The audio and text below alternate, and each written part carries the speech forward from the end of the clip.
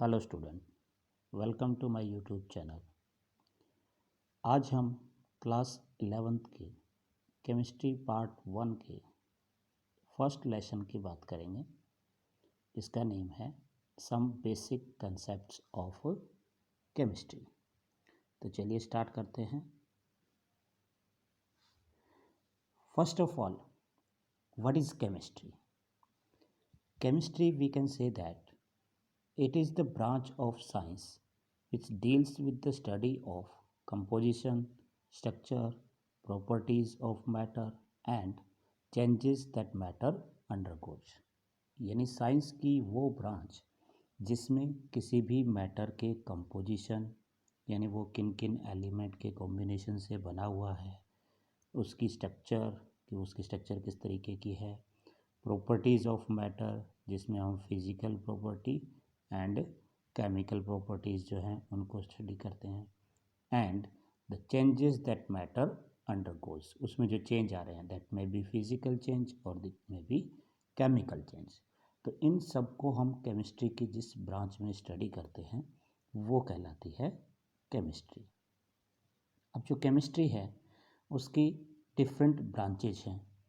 Chemistry has been further divided into various branches depending upon the field of study, and the main branches of chemistry are: chemistry is mainly divided into 5 branches, that is organic chemistry, inorganic chemistry, analytical chemistry, physical chemistry and biochemistry.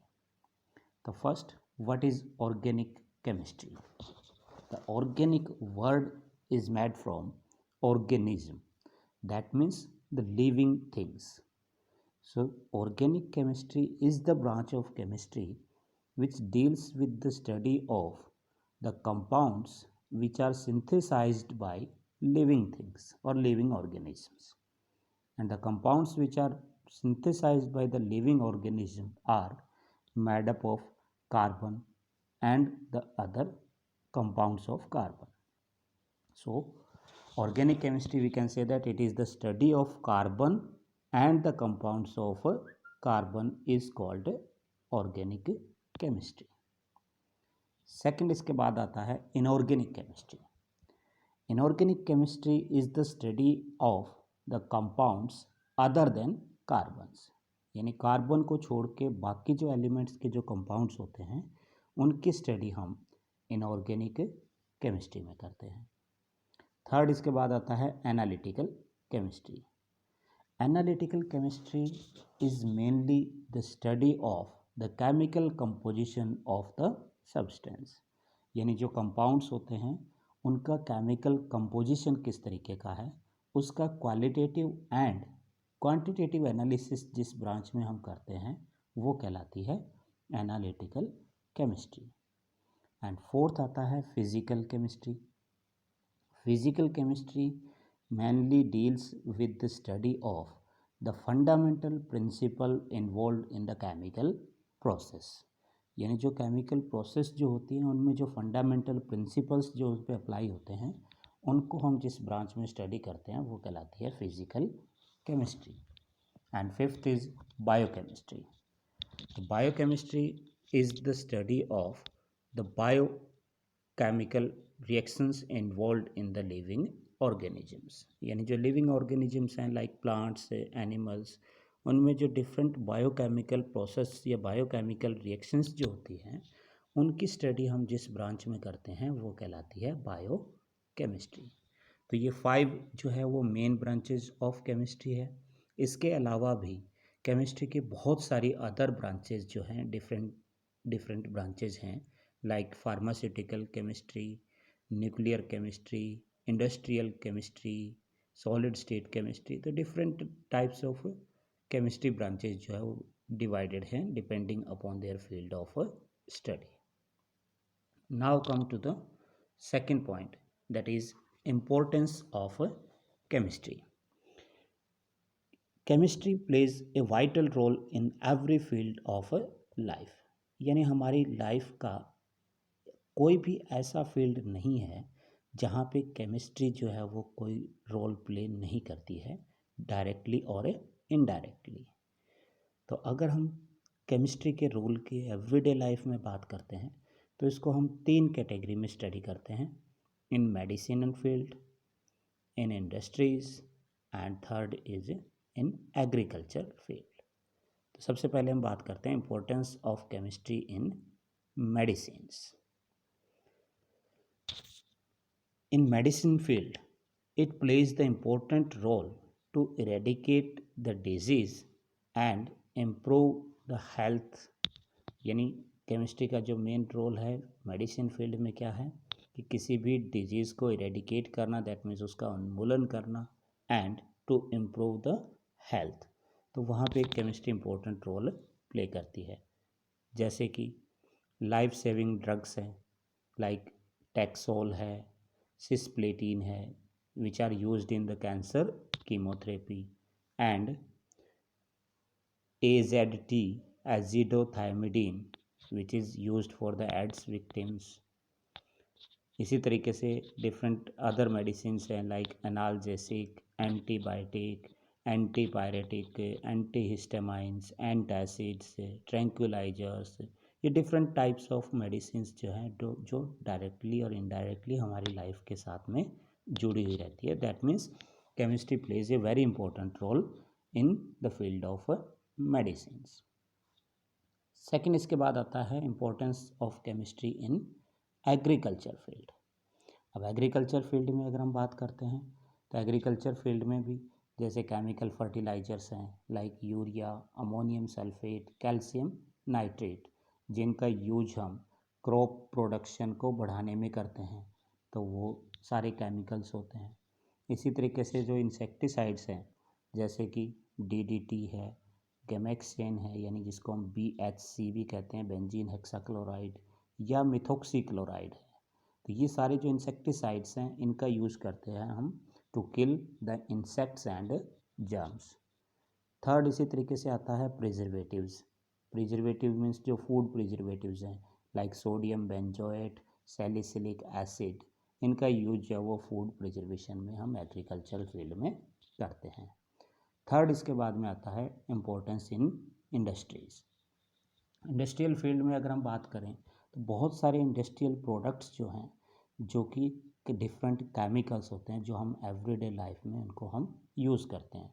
For example synthetic fibres हैं like rayon, nylon, Dacron etcetera, ये सारे के सारे chemicals होते हैं। इसी तरीके से जो प्लास्टिक्स हैं, बेकेलाइट है, टेफ्लॉन है, पॉलीथीन्स हैं, ये भी सारे केमिकल्स हैं। पेंट्स, वार्निशेस, इनेमल्स, ये सारे केमिकल्स इन्वॉल्व होते हैं। इसी तरीके से सीमेंट, ग्लास, सिरेमिक्स, ये ऑल दीज आर केमिकल्स हैं।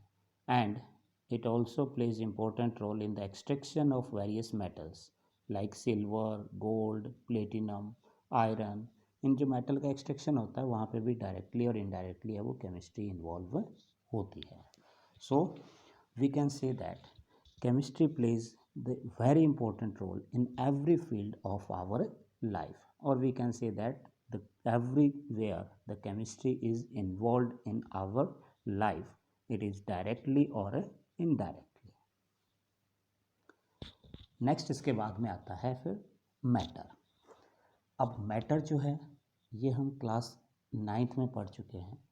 मैटर क्या होता है कि मैटर जो है anything which have mass and occupy space, यानी ऐसा कोई भी सब्सटेंस जिसका कुछ ना कुछ मास हो और जो स्पेस ऑक्यूपाई करता है उसको हम क्या बोलते हैं, मैटर बोलते हैं।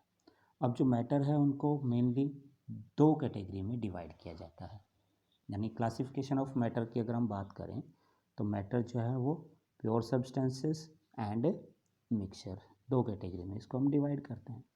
जो प्योर सब्सटेंस होते हैं उसको हम ये कह सकते हैं that it is a homogeneous material with definite chemical composition and physical and chemical properties, यानी एक ऐसा सब्सटेंस जो होमोजीनियस नेचर का हो और जिसका केमिकल कंपोजिशन है वो एक फिक्स हो, डेफिनेट हो, and its physical and chemical properties are also fixed हो। जबकि मिक्सचर क्या होता है, Mixture is a matter composed of two or more substances whose particles are in contact but are not chemically combined. यानी दो या दो से ज़्यादा सब्सटेंसेस को जब हम मिक्स करते हैं तो वो क्या बनता है, मिक्सचर बनता है। लेकिन उस मिक्सचर में जो पार्टिकल्स हैं वो एक दूसरे के साथ कांटेक्ट में तो रहते हैं, लेकिन वो केमिकली एक दूसरे के साथ कंबाइंड नहीं होते हैं। And they do not lose their individual identity, यानी जो मिक्सचर के जो पार्टिकल्स होते हैं वो अपनी इंडिविजुअल आइडेंटिटी को लूज नहीं करते हैं। For example mixture of soup, milk, sugar, ये सारे क्या हैं, मिक्सचर के एग्जांपल है।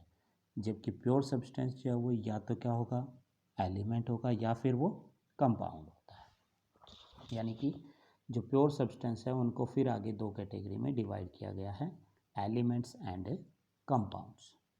अब जो एलिमेंट्स हैं उनको नेचर के बेसिस पे 4 कैटेगरी में हम डिवाइड करते हैं, metals, non metals, metalloids and noble gases. इसी तरीके से जो कंपाउंड्स हैं उनको भी हम 2 कैटेगरी में डिवाइड करते हैं, organic compounds and inorganic compounds. जैसे कि अभी मैंने बताया था ऑर्गेनिक कंपाउंड्स कौन से होंगे, जो कि carbon and derivatives of carbon होते हैं, यानी जो कार्बन से बने हुए जो कंपाउंड्स होते हैं वो ऑर्गेनिक कंपाउंड्स हैं, और जो अदर देन कार्बन जो होते हैं अदर कंपाउंड्स सारे वो क्या होते हैं, इनऑर्गेनिक कंपाउंड्स होते हैं। तो इस तरीके से हम मैटर का क्लासिफिकेशन करते हैं। नेक्स्ट इसके बाद में आता है properties of matter and there measurement. जो मैटर की प्रॉपर्टी है उनको हम बेसिकली 2 कैटेगरी में डिवाइड करते हैं, physical property and chemical property. तो फिजिकल प्रॉपर्टी क्या हो जाएंगी, the properties of matter which can be measured without changing the composition of matter. That means those property which can be measured without changing the chemical composition of the matter, then they are called physical properties. For example, color, odor, boiling point, melting point, density, all these are physical properties of matter. And the second is the chemical property. Chemical property is the property of matter which requires the chemical changes or the chemical composition changes of the matter. Means these properties cannot be measured without their chemical changes.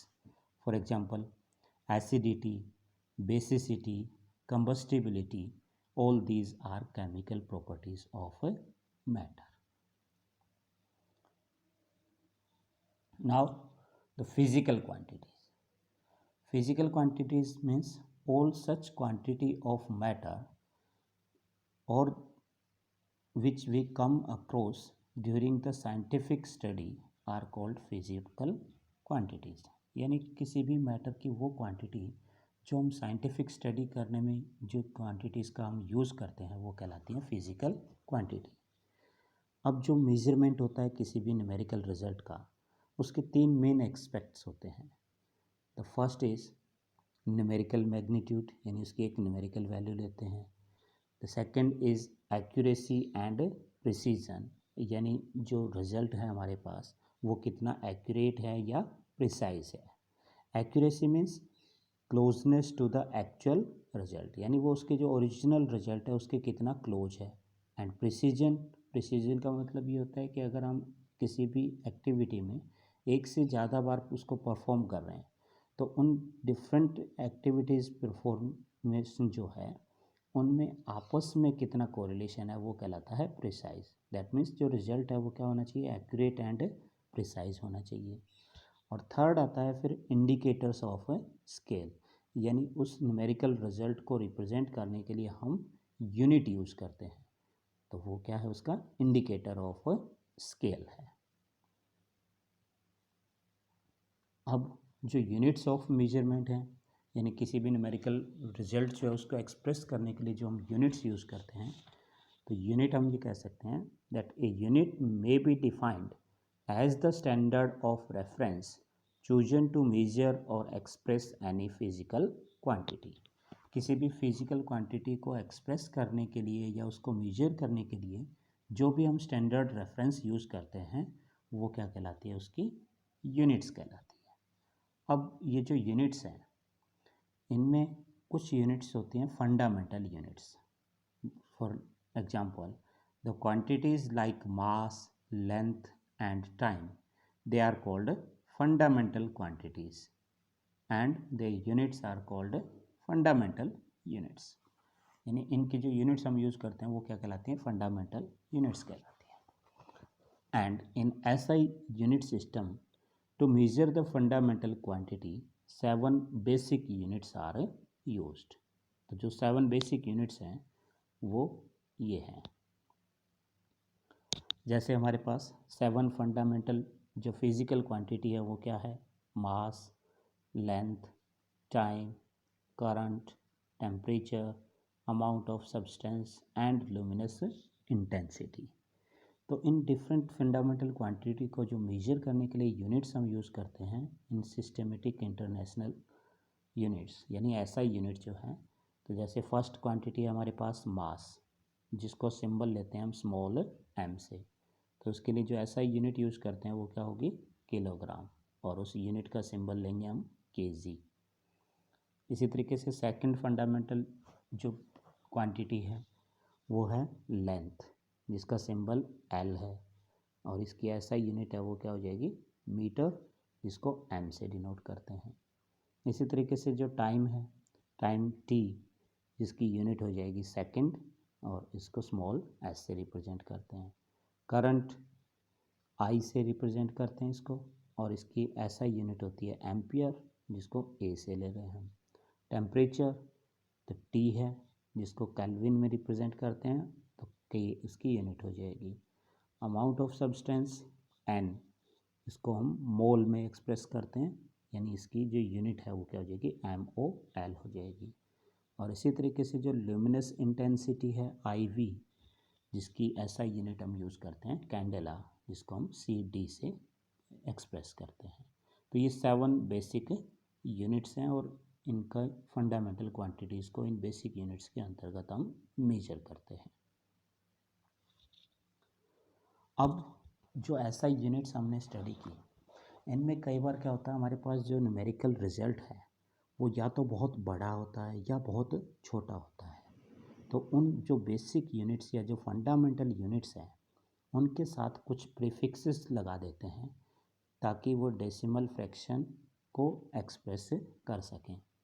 For example, अगर हमारे पास कोई भी result है वो 1/10 है, यानी 0.1 वाला है, तो उस 0.1 या 1/10 को एक्सप्रेस करने के लिए जो प्रीफिक्स यूज़ करते हैं वो क्या होता है, डेसी होता है, जिसको हम D से लेते हैं। दैट मीन्स 10⁻⁻1 जो है वो किसको एक्सप्रेस करता है, डेसी को। इसी तरीके से अगर किलो है तो किलो दैट मीन्स 1000 फैक्टर होता है इसका, यानी 10⁻³ जो है वो क्या हो गया, उसका किलो हो गया। जैसे मीटर से बड़ी यूनिट हमें यूज़ करनी है तो वो क्या हो जाएगी, किलोमीटर। तो 1 kilometre is equal to 1000 metre. इसी तरीके से मेगा है, तो मेगा मीन्स क्या हो गया, 10 लैक्स या 1 मिलियन जो है। तो मेगाग्राम में अगर हम किसी रिजल्ट को ले रहे हैं, that means 1 megagram is equal to 10⁻6 gram. इसी तरीके से गीगा, गीगा मीन्स 10⁻9। इसी तरीके से जो नेगेटिव एक्सपोनेंट है, नेगेटिव में सेंटी हो गया 10⁻⁻2, मिली हो गया 10⁻⁻3, माइक्रो हो गया 10⁻⁻6, नैनो हो गया 10⁻⁻9, और पिको हो गया 10⁻⁻12। तो ये सारे प्रीफिक्सेस हैं जिनको डेसिमल फ्रैक्शन को एक्सप्रेस करने के लिए हम ऐसा यूनिट के साथ में लगाते हैं, किसी भी रिजल्ट को साइंटिफिकली शो करने के लिए।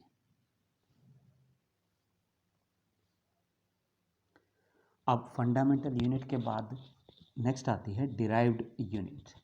यानी डिराइव्ड यूनिट्स वो यूनिट्स होती हैं जिनको बेसिक यूनिट से डिराइव किया जाता है। तो all those units which are derived from the basic units are called derived units. For example, mass and weight. अब जो मास एंड वेट है, इसमें पहला देखो मास क्या है। Mass is the amount of matter present in a substance. किसी भी सब्सटेंस में जो मैटर का अमाउंट है वो क्या है, उसका मास है। एंड सेकंड आता है वेट। तो weight is the force exerted by gravity on an object. किसी भी ऑब्जेक्ट पे जो ग्रेविटी के थ्रू उस पर जो फोर्स एक्सर्ट हो रहा है वो क्या कहलाता है, उसका वेट कहलाता है। अब किसी भी सब्सटेंस का जो मास है वो हमेशा कांस्टेंट रहता है, जबकि वेट जो है वो उसका चेंज होते रहता है, क्योंकि ग्रेविटी चेंज होगी और जैसे जैसे ग्रेविटी चेंज होगी उसका मास भी चेंज होता रहता है। So mass is constant but weight is change with the change in gravity. जैसे ग्रेविटी चेंज होगी वैसे वैसे वेट है वो भी चेंज होते रहता है। सेकेंड डिराइव यूनिट आती है वॉल्यूम। अब वॉल्यूम हम सिंपली ये कह सकते हैं that space occupied by a matter. किसी भी मैटर का थ्रू जो स्पेस ऑक्यूपाइड है वो क्या है, उसका वॉल्यूम है। अब वॉल्यूम के लिए जो यूनिट हम यूज़ करते हैं, यानी वॉल्यूम क्या होगा, लेंथ क्यूब होगा। तो इसकी जो यूनिट होगी, इसकी कॉमन यूनिट हम यूज़ करते हैं लीटर, लेकिन जो एसआई यूनिट है वो क्या हो जाएगी, जो लेंथ की यूनिट है मीटर, तो इसकी यूनिट क्या हो जाएगी, मीटर क्यूब हो जाएगा, क्योंकि वॉल्यूम क्या है, लेंथ क्यूब है। अब जो उसकी कॉमन यूनिट और जो एसआई यूनिट है इनके बीच अगर हम रिलेशन की बात करें तो कॉमन यूनिट हम कह रहे हैं कि लीटर होता है और उसकी एसआई यूनिट है वो मीटर क्यूब है। तो 1 लीटर, अब 1 लीटर किसके इक्वल होता है, 1000 मिलीलीटर की। And 1 millilitre is equal to 1 centimetre cube. 1 ml जो है वो किसके इक्वल होता है, 1 सेंटीमीटर क्यूब के होता है। सो 1000 सेमी cube that means it is equal to 1000 millilitre, और वो किसके इक्वल हो जाएगा, 1 डेसीमीटर क्यूब। यानी जब सेंटीमीटर को हम मीटर में चेंज करते हैं तो क्या आता है, 10⁻⁻² आता है मीटर में। तो यहाँ पे 1000 सेंटीमीटर क्यूब मीन्स क्या हो गया, 1 डेसीमीटर क्यूब या 10⁻³ मीटर क्यूब हो गया। और यहाँ पे 1 सेंटीमीटर क्यूब है वो हो जाएगा 10⁻³ डेसीमीटर क्यूब या 10⁻⁻6 मीटर क्यूब। तो ये इस तरीके से इनका रिलेशन है बेसिक यूनिट का और कॉमन यूनिट का। नेक्स्ट इसके बाद आती है third derived unit that is density. अब डेंसिटी हम कह सकते हैं that mass per unit volume is called a density of a substance. So density का फॉर्मूला हो जाएगा that density is equal to mass by volume. और ऐसा यूनिट ऑफ डेंसिटी अगर हम लेते हैं तो ऐसा यूनिट ऑफ डेंसिटी क्या हो जाएगा, ऐसा unit of mass divided by ऐसा यूनिट ऑफ वॉल्यूम। तो मास की यूनिट हमें पता है, ऐसा यूनिट क्या होती है, किलोग्राम, और जो मीटर है उसकी यूनिट हो जाएगी मीटर क्यूब। तो ये हो जाएगा किलोग्राम पर मीटर क्यूब या किलोग्राम मीटर -10⁻³ तो वो किसकी यूनिट हो जाएगी, डेंसिटी की है। कई बार हम रिजल्ट या जो डेंसिटी है उसमें किलोग्राम पर मीटर क्यूब की जगह हम ग्राम पर सेमी क्यूब भी यूज़ करते हैं। यानी किलोग्राम की जगह हम क्या ले लें, ग्राम ले लें, और जो मीटर क्यूब है उसकी जगह क्या ले लें, हम सेंटीमीटर क्यूब ले लें। तो ये यूनिट भी हम यूज़ कर सकते हैं इसके।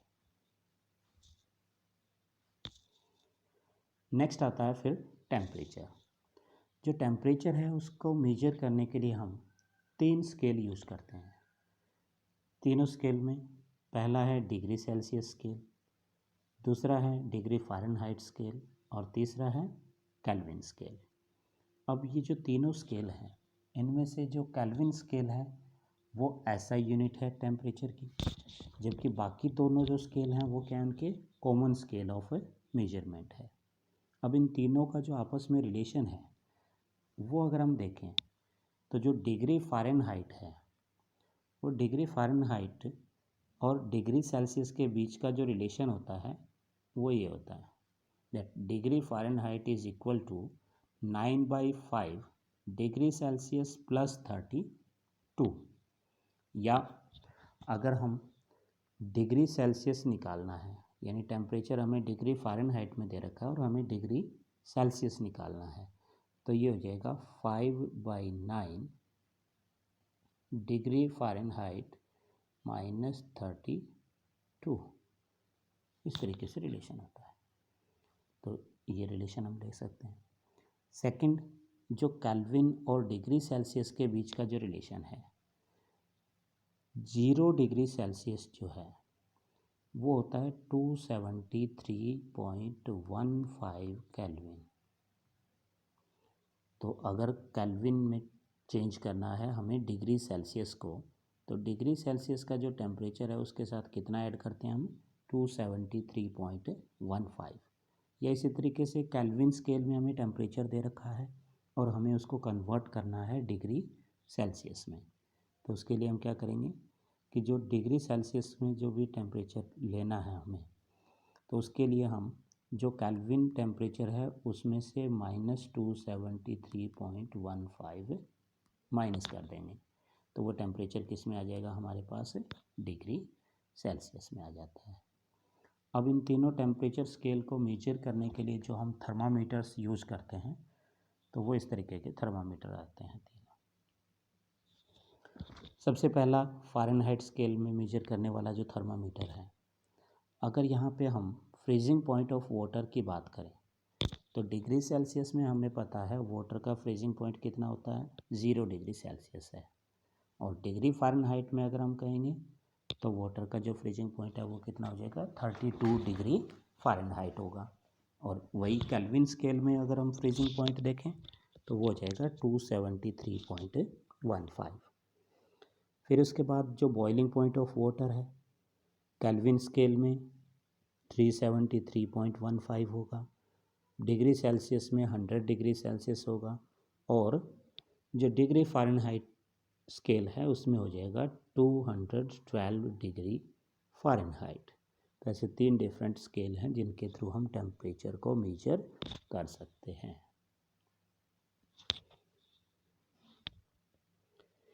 अब कुछ अदर डिराइव्ड यूनिट्स हैं, जैसे कि एरिया है। तो एरिया क्या होता है, लेंथ इंटू ब्रेड्थ यानी मीटर स्क्वायर उसकी यूनिट हो जाएगी। वॉल्यूम की यूनिट क्या होगी, मीटर क्यूब है। डेंसिटी की किलोग्राम मीटर क्यूब है। इसी तरीके से जो फ्रीक्वेंसी है, फ्रीक्वेंसी के लिए जो यूनिट सिंबल होता है वो होता है हर्ट्ज़। और अगर इसको हम फंडामेंटल यूनिट की फॉर्म में लें तो ये हो जाएगा पर सेकंड। तो फ्रीक्वेंसी को हम पर सेकंड ऐसा यूनिट हो जाएगी उसकी। इसी तरीके से जो फोर्स है उसके लिए जो यूनिट होती है वो है न्यूटन। और न्यूटन जो है वो 1 newton is equal to kilogram into metre per second square है। इसी तरीके से जो एनर्जी है, एनर्जी की यूनिट होती है जूल। और जूल जो है वो 1 joule is equal to newton into metre. या जो न्यूटन है वो क्या है, kilogram into metre per second square है। तो ये हो जाएगा kilogram into metre square per second square. फिर ऐसे नेक्स्ट है पावर। तो पावर के लिए जो यूनिट है वो है वाट। तो वाट होता है जूल पर सेकंड। और जूल क्या ले रहे हैं हम, kilogram metre square per second square ले रहे थे। तो ये हो जाएगा kilogram metre square per second cube. अब ऐसे ही प्रेशर है। तो प्रेशर के लिए जो ऐसा ही यूनिट है वो होती है पास्कल। तो 1 पास्कल जो है वो इक्वल होता है 1 न्यूटन पर मीटर स्क्वायर। अब न्यूटन जो है वो क्या है, kilogram into metre per second square है। तो यहाँ से जो पास्कल है वो हो जाएगा किलोग्राम पर मीटर पर सेकंड स्क्वायर। फिर इसी तरीके से इलेक्ट्रिक चार्ज है कूलाम्ब। तो कूलाम्ब के लिए जो यूनिट है वो हो जाएगी एम्पियर इंटू सेकेंड। यानी एम्पियर किसकी यूनिट थी, इलेक्ट्रिक करंट की थी। और इंटू टाइम अगर हम ले रहे हैं तो वो क्या हो जाता है कूलाम्ब। तो एम्पियर इंटू सेकेंड हो गया। इसी तरीके से इलेक्ट्रिकल पोटेंशियल है जिसको हम वोल्ट में ले रहे हैं। तो 1 वोल्ट जो है वो क्या हो जाएगा, जूल पर एम्पियर। यानी किलोग्राम इंटू मीटर स्क्वायर पर एम्पियर पर सेकंड क्यूब। तो इस तरीके से हम ये डिफरेंट डिराइव्ड यूनिट्स जो हैं वो हम फंडामेंटल यूनिट्स की हेल्प से उनकी यूनिट है वो कैलकुलेट कर सकते हैं। नेक्स्ट इसके बाद में आता है साइंटिफिक नोटेशन। अब जो साइंटिफिक नोटेशन है ये हम कह सकते हैं that it is exponential notation in which any number can be written in form of n into 10 raised to power n, where the small n represent the exponent and whose value may be positive or negative। यानी small n है वो power को represent कर रहा है जो कि negative या पॉजिटिव कुछ भी हो सकती है, और जो कैपिटल n है ये रिप्रेजेंट करता है नंबर जो कि 1 से लेके 10 के बीच में हो सकते हैं। फॉर एग्जांपल हमारे पास एक न्यूमेरिकल वैल्यू है 136.235। अगर हम इसको साइंटिफिक नोटेशन में लिखना चाहें तो वो हो जाएगी हमारे पास 1.36235 इंटू 10⁻²। यानी हमने यहाँ पे क्या किया, डेसिमल को 2 प्लेस पीछे की तरफ ले गए, तो डेसिमल को बैक साइड में लेके जा रहे हैं तो 10 की पावर जो है वो प्लस की पावर बढ़ेगी उतनी ही। तो 1.36 इंटू 235 हो गया 1.36235 इंटू 10⁻²। इसी तरीके से नेक्स्ट वैल्यू हमारे पास 0.00028। इसको अगर हम साइंटिफिक नोटेशन में लिखें तो ये हो गया हमारे पास 2.8। यानी इसके लिए हमने क्या किया कि डेसिमल को 1 2 3 4 डिजिट राइट में लेके गए हैं, तो राइट साइड में ले जा रहे हैं डेसिमल को, तो जो 10 की पावर है वो नेगेटिव आएगी। यानी ये रिजल्ट हमारे पास आ जाएगा 2.8 इंटू 10⁻⁻⁴। तो इस तरीके से किसी भी न्यूमेरिकल वैल्यू को हम साइंटिफिक वैल्यू में कन्वर्ट कर सकते हैं। नेक्स्ट आता है calculation involving multiplication and divide. यानी जब भी किसी न्यूमेरिकल वैल्यूज जो हैं उनको अगर हम मल्टीप्लाई करें या डिवाइड करें तो उसके लिए हम क्या करते हैं, तो फर्स्ट हम बात करते हैं मल्टीप्लाई या डिवाइड को। तो उसके लिए हम क्या करते हैं, सबसे पहले जो भी वैल्यूज हमारे पास दी गई हैं सिंपली जो उनके नंबर्स हैं उनको मल्टीप्लाई या डिवाइड कर लेते हैं। Then add exponent in multiplication. Exponent को मल्टीप्लिकेशन की फॉर्म में जो आ रहे हैं उनको हम ऐड कर देते हैं। अगर सब्ट्रैक्शन करवा रहे हैं तो एक्सपोनेंट जो है उनको सब्ट्रैक्ट करते हैं। और थर्ड फिर उसके बाद क्या करते हैं, जो रिजल्ट हमारे पास आता है उसको साइंटिफिक नोटेशन में लिख देते हैं। फॉर एग्जांपल हमारे पास एक वैल्यू है 5.6 इंटू 10⁻⁵। इसको मल्टीप्लाई करना है 6.9 इंटू 10⁻⁸। तो सबसे पहले हम क्या करेंगे, दोनों जो नंबर्स हैं इनको हम मल्टीप्लाई करते हैं, तो ये हो जाएगा 5.6 इंटू 6.9। और जो एक्सपोनेंट्स हैं उन एक्सपोनेंट्स को हम चूँकि मल्टीप्लाई कर रहे हैं तो इनको हम क्या कर देते हैं, ऐड कर देते हैं। तो पावर्स हो गई 5 + 8। अब 5.6 को जब 6.9 से मल्टीप्लाई किया तो ये आया 38.54, और पावर्स जो है वो हो गई 10⁻30। अब इसको हमें साइंटिफिक नोटेशन में लिखना है। दैट मीन्स हम डेसिमल को 1 प्लेस बैक साइड ले जा रहे हैं, तो 1 प्लेस बैक साइड लेके जाएंगे तो पावर पॉजिटिव की मैंने बताया था बढ़ती है, तो रिजल्ट क्या हो गया हमारे पास 3.854 इंटू 10⁻40।